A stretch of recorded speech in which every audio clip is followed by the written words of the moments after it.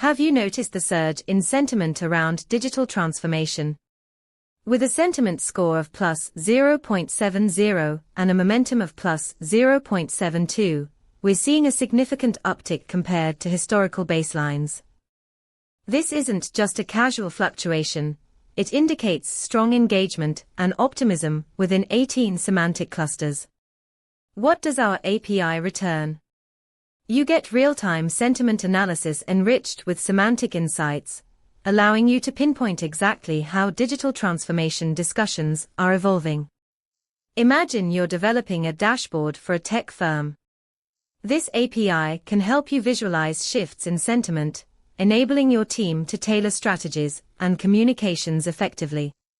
If you're ready to leverage this powerful data, check out pulsebit.lojenterprise.com/docs.